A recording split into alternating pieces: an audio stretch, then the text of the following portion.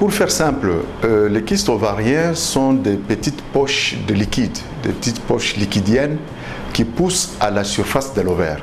Vous savez, l'ovaire, c'est ces petits fruits qui ressemblent à un petit citron, qui se trouvent à l'intérieur du corps de la femme.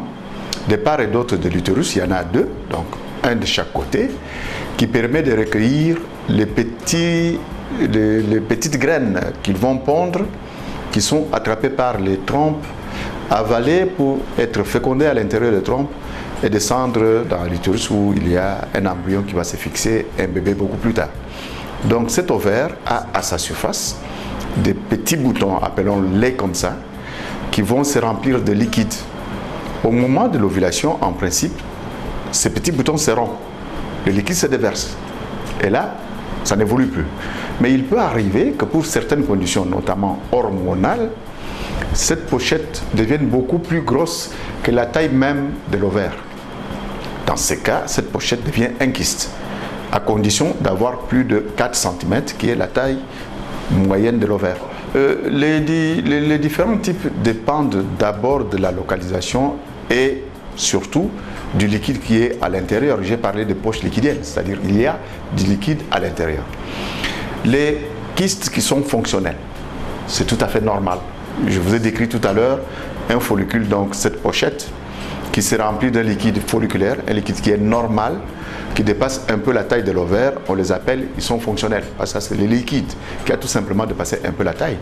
Mais il peut arriver qu'il y ait un peu de mucus, le liquide un peu plus épais, comme, prenons un exemple simple, comme la morve, un peu plus épais. Dans ce cas, vous allez avoir pratiquement ce que vous avez dans cette image, une poche beaucoup trop grosse et qui, l'intérieur, le noir, c'est le liquide. L'intérieur est liquide. Vous voyez, là, c'est translucide. Ça, c'est un peu plus épais. Ici, il y a du mucus. Vous voyez, il n'y a pas que le liquide seul, mais c'est le liquide qui est un peu plus dense.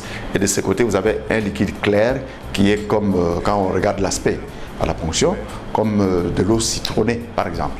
On dit un liquide citrin, un peu jaunâtre. Ici, c'est un kyste messuné, alors qu'ici, c'est un kyste liquidien. Donc, on va aller dans les sortes. Si vous avez un kyste qui est fonctionnel, tout simplement, on considère que c'est un follicule qui est un peu plus gros que d'habitude. Et c'est fonctionnel, c'est-à-dire que ce n'est pas une dysfonction. C'est tout simplement une exagération de la taille. Le liquide qui le remplit, s'il est simple, clair, d'accord, liquidien, on dit que c'est un kyste qui est séreux, c'est du liquide, c'est du sérum. S'il est plus épais, comme je disais, comme la morve, il devient mucineux. Mais il peut arriver qu'on ait dans ces kystes ce que nous appelons par exemple un kyste organique, un autre, où on trouve des organes à l'intérieur. Il y a un kyste qui est très célèbre, le kyste dermoïde.